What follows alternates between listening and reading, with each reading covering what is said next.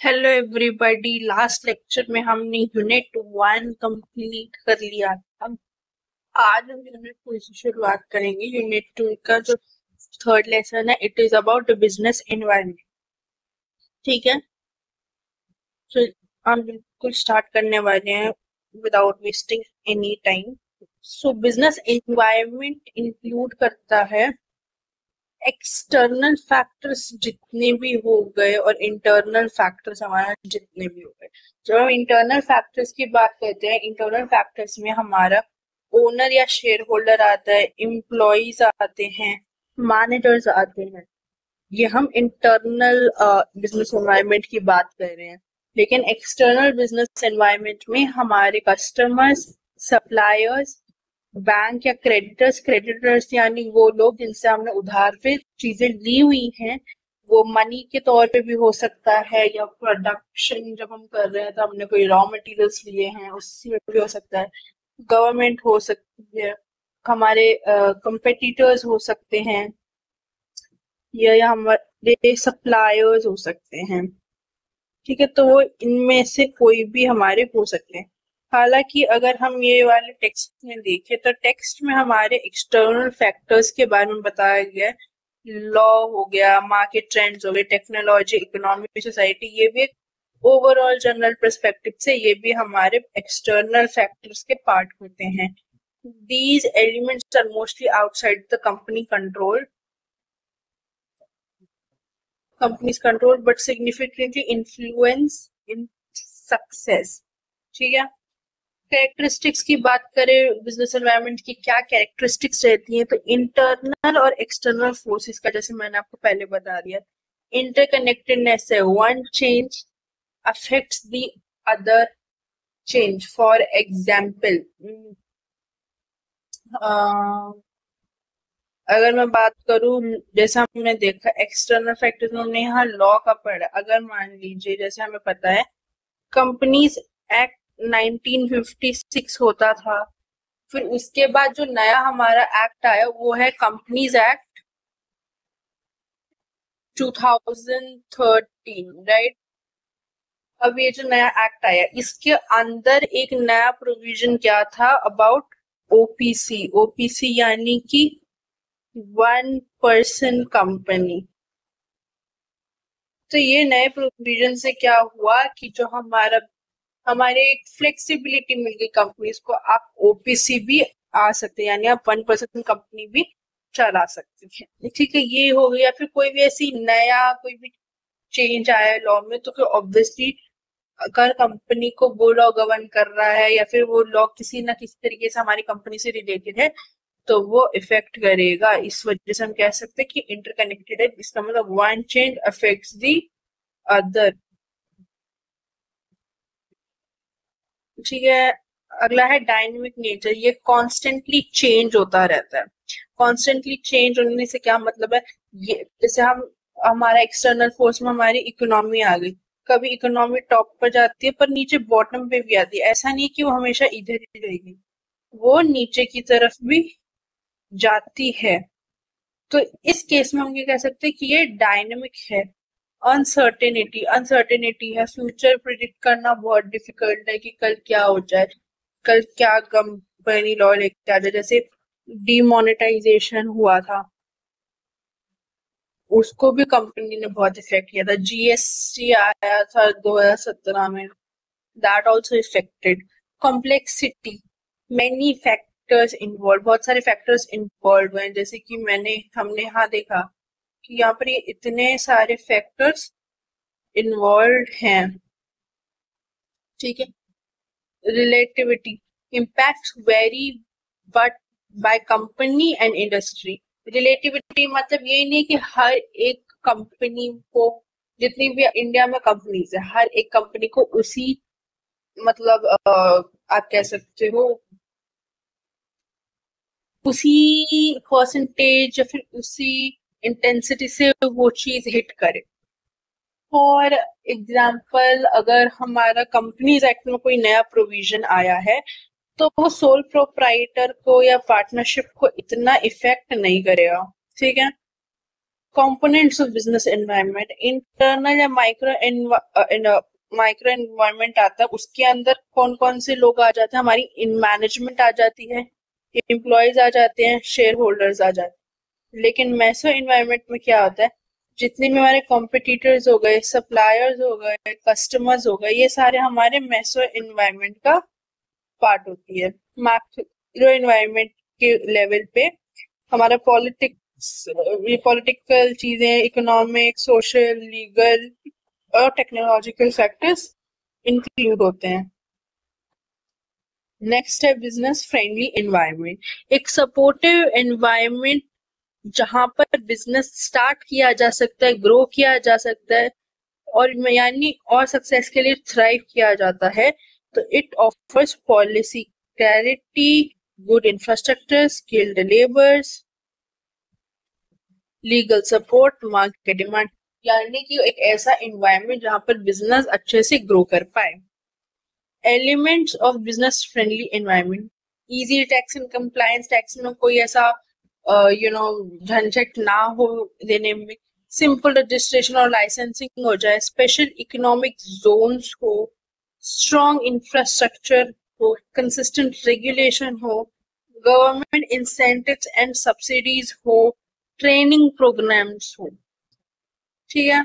Ethics in business, ethics एक guide करता है बिजनेस को in doing what is right. ठीक है।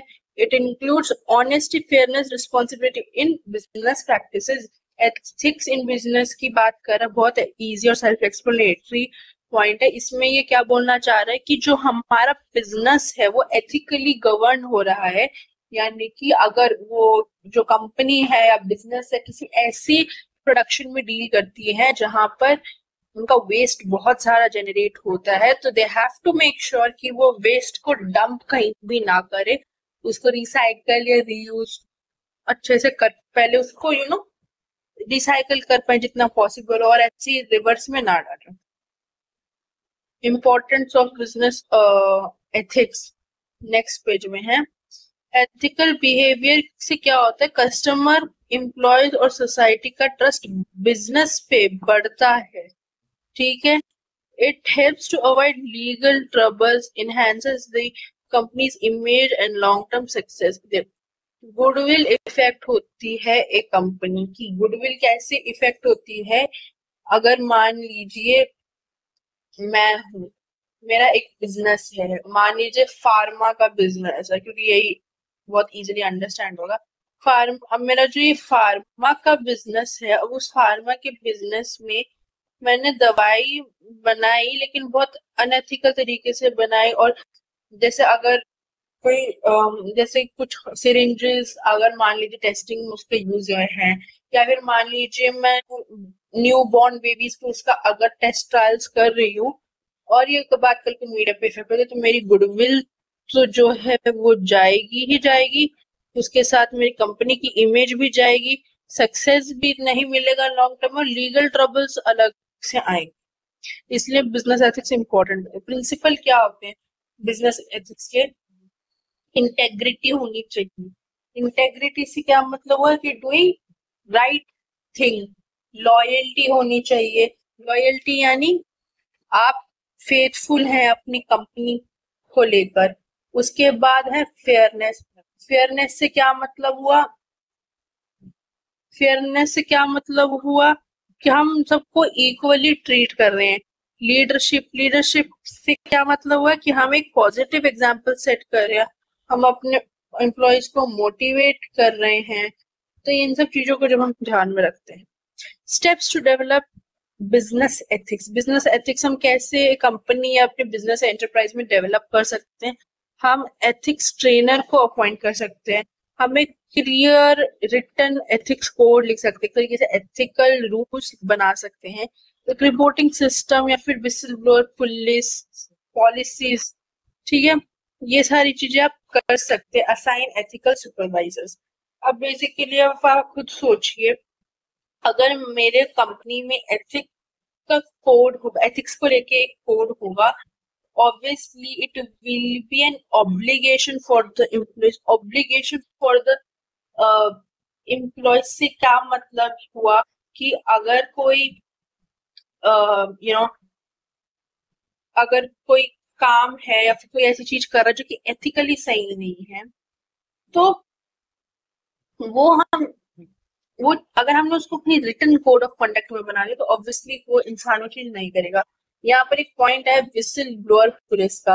अब यहाँ पर विसिल ब्लोअर पॉलिसी, ये क्या होता है, एक ऑर्गेनाइजेशन में क्या होता है कि हम इम्प्लॉयज को एनकरेज कर रहे हैं, कॉन्ट्रैक्टर या फिर स्टेक होल्डर्स को, कि अगर कोई भी चीज अनएथिकल है या इलीगल है, अनसेफ है या फिर इम्प्रॉपर कंडक्ट में की गई हुई है, तो उसको रिटेलिएट करो और आप बताओ कि ये अपने हायर अथॉरिटीज को कि हाँ ये चीज भी हो रही है। इससे क्या होगा, ट्रांसपेरेंसी बढ़ेगी, ट्रांसपेरेंसी के साथ साथ इंटेग्रिटी बढ़ेगी, और जो भी ये कंसर्न रेज कर रहे हैं उनके उनको एप्रिशिएट किया जाएगा। इससे हमारे करप्शन, फ्रॉड, ब्राइब के जो केसेस होते हैं, फार्मा में कोई चीज हो रही है, हॉस्पिटल में कोई चीज हो रही है, तो फिर वो उनका वायलेशन, हेल्थ और सेफ्टी वायलेशन रुक रहा है, डिस्क्रिमिनेशन या हरासमेंट के थ्रू हो सकता है, कुछ भी चीजें हो सकती हैं। सोशल रिस्पॉन्सिबिलिटी एक बिजनेस की क्या होती है? Companies must act responsibly toward society bye protecting the environment, offering fair working condition and supporting social causes. I think इसमें कुछ इतना डिफिकल्ट नहीं है कि कंपनी को सोसाइटी की तरफ एक अच्छा प्रोटेक्टिव एनवायरनमेंट देना चाहिए, फेयर वर्किंग कंडीशन देनी चाहिए, सोशल कॉजेस की तरफ काम करना चाहिए। CSR, reasons for corporate social responsibility.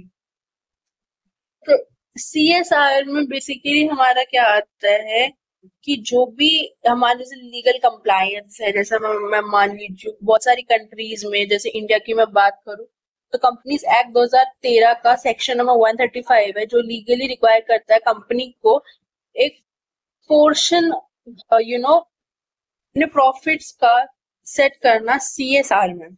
ठीक है, CSR अब होता क्या है? CSR हमारी गुडविल को बढ़ाता है, पब्लिक ट्रस्ट को बढ़ाता है, कस्टमर्स को वो ब्रांड ज्यादा चाहिए होता है जो कि सोशली रिस्पॉन्सिबल हो, और ये एक कंपेटिटिव एडवांटेज देता है, डिफरेंशिएट करता है कंपनी को उसके कॉम्पिटिटर से, अट्रैक्ट करता है एथिकली जो जो कंज्यूमर्स होते हैं जिनको एथिक्स पसंद होती है, उनको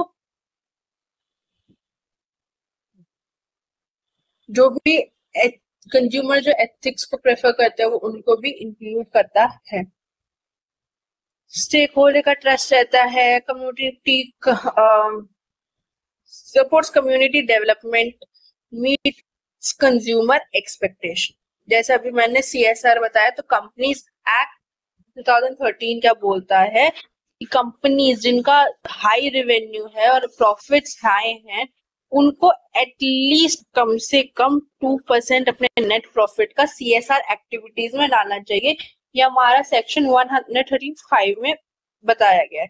CSR कमेटी भी होती है, उसको फॉर्म किया जाना चाहिए और पॉलिसी क्रिएट की जाती है, और अगर इसका कंप्लायंस नहीं होता तो आपको पेनल्टीज भी देनी पड़ सकती है।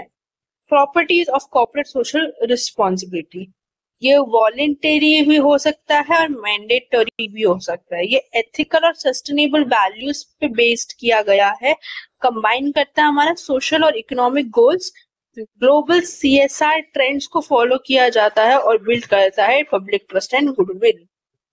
सोशल रिस्पॉन्सिबिलिटी कंपोनेंट्स, अब एक बिजनेस को क्या चीज ध्यान करनी चाहिए? गवर्नेंस।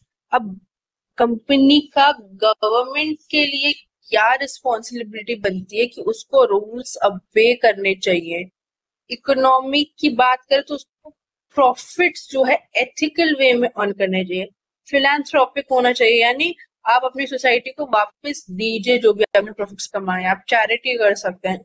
ठीक है, जैसे टाटा, लेकिन Tata most of the profits नहीं देता है, बट आप एटलीस्ट 2, 3, 5% तो दे ही सकते हैं। एथिकल होना चाहिए, आपको हर इंसान को फेयरली और रिस्पेक्टफुली ट्रीट करना चाहिए। तो यहाँ से हमारा लेसन 3 भी हुआ कंप्लीट। ठीक है, अब हम आगे बढ़ते हैं यूनिट 2 का लेसन नंबर 4 पे, विच इज अबाउट एंटरप्रेन्योरशिप। तो एंटरप्रेन्योरशिप का मतलब क्या होता है? एक प्रोसेस होता है जहाँ इंडिविजुअल अपॉर्चुनिटीज को आइडेंटिफाई करता है, रिस्क लेता है और ऑर्गेनाइज करता है रिसोर्सेज को, ताकि वो एक स्टार्ट कर सके बिजनेस को। एंटरप्रेन्योर्स जो होते हैं वो बहुत सेंट्रल होते हैं इकोनॉमिक डेवलपमेंट के लिए, क्योंकि ये वैल्यू क्रिएट कर रहे हैं, एम्प्लॉयमेंट जनरेट कर रहे हैं और इंट्रोड्यूस कर रहे हैं इनोवेशन। रोल ऑफ एंटरप्रेन्योर का क्या होता है? एंटरप्रेन्योर बहुत सारे रोल्स प्ले करता है सोसाइटी में और एक इकोनॉमी में। ठीक है, वो जॉब्स क्रिएट करता है दूसरों के लिए, they introduce innovation and improve existing products. For example जो यूपीआई आया था, इट मतलब फोन पे, पेटीएम, जब ये सब चीजें आई थी, it was just an idea, but it also brought new innovation in our country. They drive economic growth and to contribute to national income. हालांकि वो अपनी कंपनी की ग्रोथ चाहते हैं, बट वो हमारी जीडीपी पे भी को भी इफेक्ट करेगा। They bring change and support community development. They help solve problems through business models.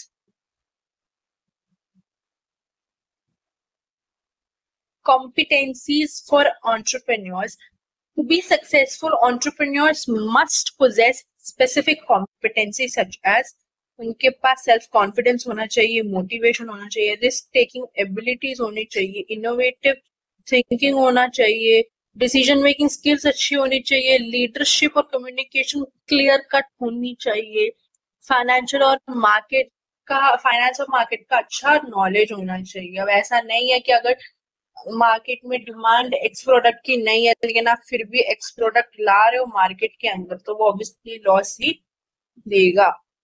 Functions of an entrepreneur, innovation, उसको नए प्रोडक्ट्स और नए प्रोसेस, एक तरीके के इनोवेशन पे ध्यान देना चाहिए। उसके पास रिस्क बेयरिंग कैपेबिलिटी होनी चाहिए, रिस्पॉन्सिबिलिटी ले सकता है वो कि इतनी सारी अनसर्टेनिटीज होती है स्टार्टअप्स और बिजनेस में, क्या वो उसको रिस्क बेयर कर सकता है कि नहीं कर सकता है। रिसोर्स ऑर्गेनाइजेशन, वो मैनेज करता है ह्यूमन को, फाइनेंशियल और फिजिकल रिसोर्सेज को। डिसीजन मेकिंग, क्या वो स्ट्रैटेजिक और ऑपरेशनल चॉइसेस अच्छे तरीके से बना पा रहा है कि नहीं बना पा रहा है, क्या वो अपने काम को, अपने बिजनेस एंटरप्राइज के काम को अच्छे से मॉनिटर कर सकता है कि नहीं कर सकता। ठीक है, types of entrepreneurship, individual versus institutional, institutional, sorry, हाँ, solo versus group based. Creative entrepreneur brings originality, drone entrepreneur, और हमारे आगे भी बहुत सारे होंगे शायद। हाँ, initiative entrepreneur, imitative entrepreneur, Fabian entrepreneur, compelled entrepreneur, male female entrepreneur, fresh old generation entrepreneur। तो अगर हम यहाँ से स्टार्ट करें,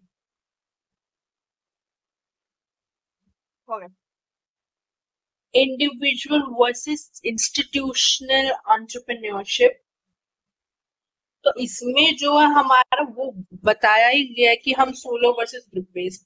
अब देखिए, अगर कोई बिजनेस स्टार्ट किया गया है और मैनेज किया जा रहा है एक ही इंडिविजुअल से, तो फिर वो हमारा आ गया इसके अंदर, इंडिविजुअल एंटरप्रेन्योरशिप के अंदर। ठीक है, लेकिन अगर वो इंस्टीट्यूशनल एंटरप्रेन्योरशिप है या फिर ग्रुप बेस्ड वेंचर है, उसमें क्या होता है कि ये मैनेज किया जाता है ऑर्गेनाइजेशन के थ्रू। ठीक है, क्रिएटिव एंटरप्रेन्योर ओरिजिनलिटी ब्रिंग करते हैं, अनलाइक इमिटेटिव एंटरप्रेन्योरशिप, वहां पर इमिटेटिव एंटरप्रेन्योरशिप कॉपी करता है बिजनेस को। ठीक है, ड्रोन एंटरप्रेन्योरशिप एग्जिस्टिंग आइडियाज पे वर्क करता है, इमिटेटिव सक्सेसफुल आइडियाज को कॉपी करता है। फॉर एग्जाम्पल इंडिया में क्या होता है, ज्यादातर वेस्ट के आइडियाज को कॉपी कर चीजें बनाई जाती हैं। फेबियन एंटरप्रेन्योर, वो अवॉइड करता है रिस्क और चेंज को, थोड़ा सेफ साइड में चलता है। कंपेल्ड एंटरप्रेन्योर जो है वो स्टार्ट करा जाता है क्योंकि वो एक नेसेसिटी है, वो चीज होनी चाहिए। Male female entrepreneurs, fresh old generation, या फिर टेक सेवी एंटरप्रेन्योर हो गए, या फिर वर्ष जो भी ट्रेडिशनल चीजों को लेकर, जैसे आटा चक्की हो गई, ये सारी चीजें। ठीक है, अगर हम बात करें examples of compelled entrepreneur and Fabian entrepreneur की। तो अगर आप देखिए फेबियन एंटरप्रेन्योर की जब हम बात कर रहे हैं तो फिर हमें पता है कि वो जो है अवॉइड करता है रिस्क और चेंज को। जैसे अगर मैं आपको एक एग्जांपल दूं, पहली बात एक चीज हम अगर इसके जान ले, फेबियन एंटरप्रेन्योर बहुत कॉशियस रहता है, बहुत हेजिटेंट एंटरप्रेन्योर रहता है। और अगर मैं इसका एग्जांपल दूं तो आप इसको ऐसे मान सकते हैं कि मान लीजिए एक ट्रेडिशनल शॉप ओनर है और उसने ऑनलाइन सेल करने से मना कर दिया, ठीक है। या फिर एक फार्मर है मान लीजिए, उसने अपना ओल्ड इरिगेशन मेथड्स को मतलब फॉलो कर रहा है, या जब तक कि वो वाटर स्कार्सिटी के फोर्सेस नहीं होती तब तक वो इरिगेशन पे जा ही नहीं रहा है, ठीक है। तो ये बहुत स्लो अडेप्ट करता है नई टेक्नोलॉजी को। लेकिन अगर हम कंपेल्ड एंटरप्रेन्योर की बात करें, ये एक ऐसा पर्सन है जो बिजनेस जो है पैशन की वजह से या अपॉर्चुनिटी की वजह से नहीं करता, एक नेसेसिटी की वजह से करता है। या फिर जैसे मान लीजिए कोई अनएम्प्लॉयमेंट हो गया, फाइनेंशियल क्राइसिस आ गई, तो हो सकता है। जैसे फैक्ट्री वर्कर है और उसकी जॉब ही गुम गई, तो वो रोड साइड पे अगर अपनी चाय की दुकान चला रहा है तो वो कंपेल्ड एंटरप्रेन्योरशिप में आ जाएगा, ठीक है। इम्पोर्टेंस क्या है एंटरप्रेन्योरशिप की? तो एंटरप्रेन्योरशिप इकोनॉमिक डेवलपमेंट में हेल्प करता है, टेक्नोलॉजिकल प्रोग्रेस में हेल्प करता है, सोशल अपलिफ्टमेंट में हेल्प करता है, वेल्थ बढ़ाता है, रीजनल डेवलपमेंट करता है, अनएम्प्लॉयमेंट को रिड्यूस करता है। एंटरप्रेन्योरशिप का क्या प्रोसेस होता है? सो जी, तो पहला स्टेप जो है एंटरप्रेन्योरशिप का वो है आइडिया जनरेशन, आइडेंटिफाई करना बिजनेस अपॉर्चुनिटी को, मार्केट रिसर्च के थ्रू, ऑब्जर्वेशन के थ्रू इनोवेट करना, ये आइडिया जनरेशन में आता है, ठीक है।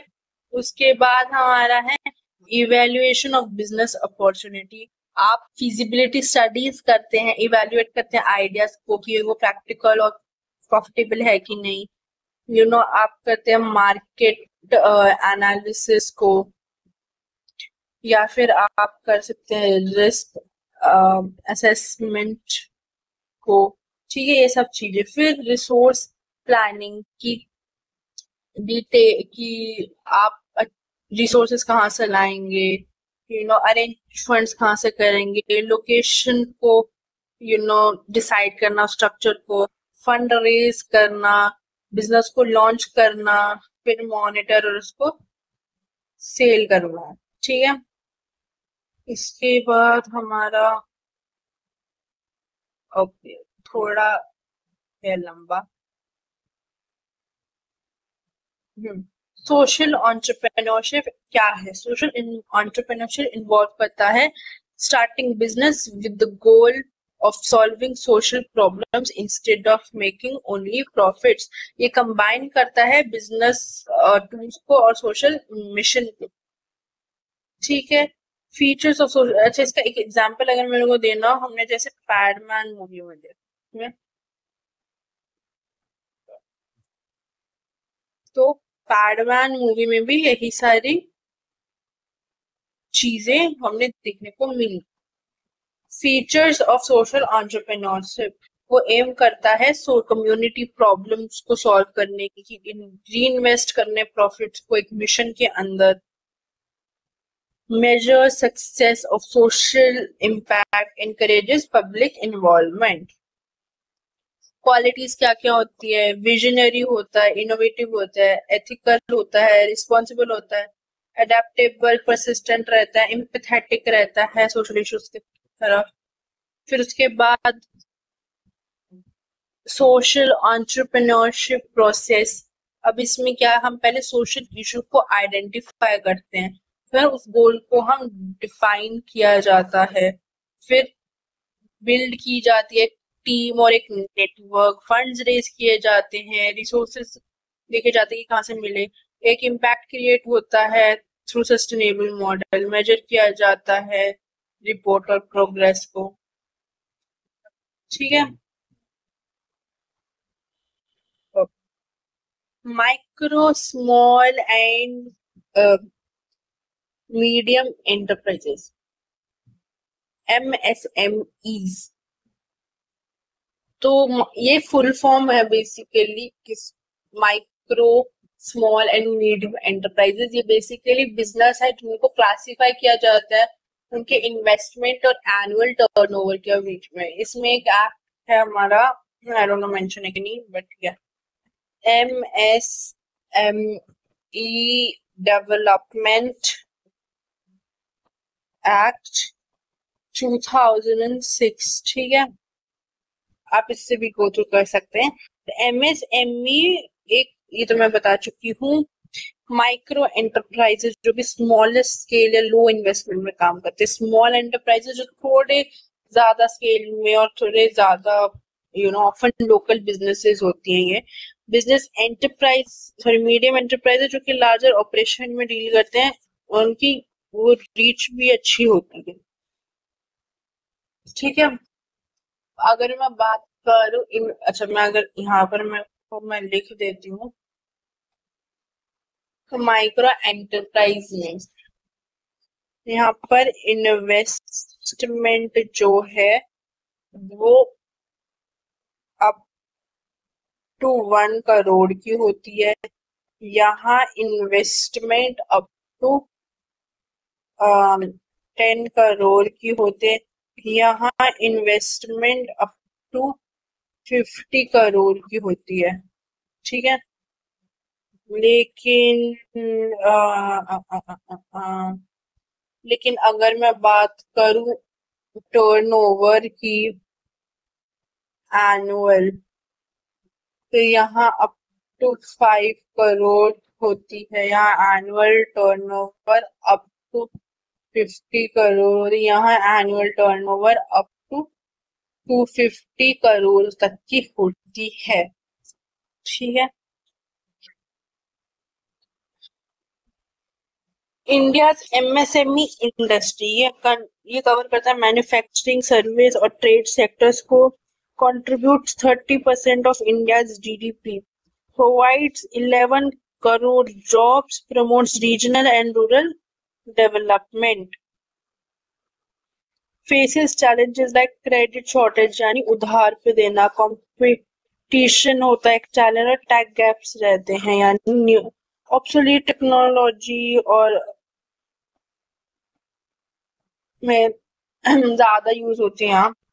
Investments in the MSMEs, government and private institutions provide financial assistance, collateral free loans available under various schemes, investment limits help classify enterprise and design policy supports।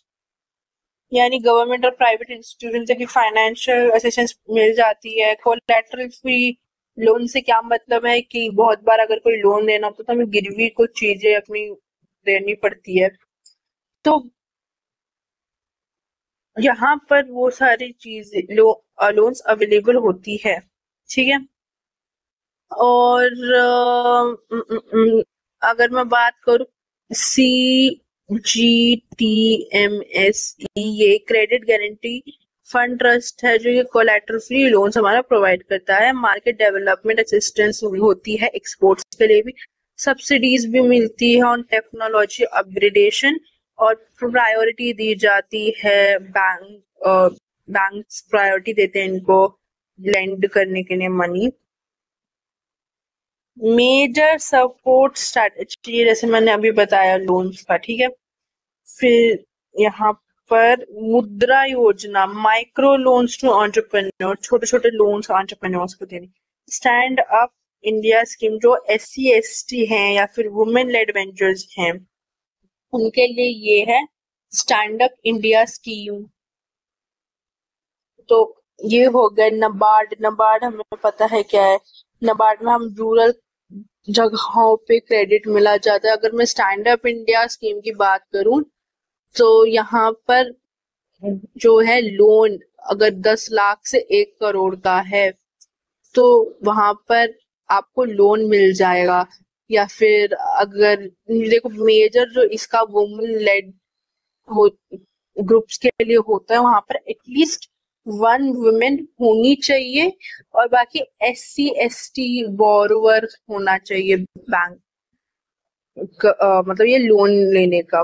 ठीक है, अब ये लोन किस तरीके का लेते हैं, या तो वो टर्म लोन होना चाहिए या प्लस इसमें वर्किंग कैपिटल होनी चाहिए, और इसकी repayment period up to 7 years तक की हो सकती है। ठीक है, और फिर उसके बाद हमारा Atal innovation mission. Innovation mission is all about startup incubators. यहाँ ये इसका मतलब क्या है कि अगर कोई कल्चर है, ठीक, मतलब अगर कोई इनोवेशन कर रहा है, बेसिकली एंटरप्रेन्योरशिप को बढ़ावा देना इसका सिंपल मिशन है। फिर है smile scheme, soft loans provide करना to make India in MSMEs। तो यहाँ से हमारा जो यूनिट 2 है वो भी कंप्लीट होती है। और अगर आपको ये वीडियो अच्छी लगी तो प्लीज सब्सक्राइब कीजिएगा, और हमने ये वीडियो एक्चुअली बहुत जल्दी कंप्लीट कर ली यूनिट 2 के लिए।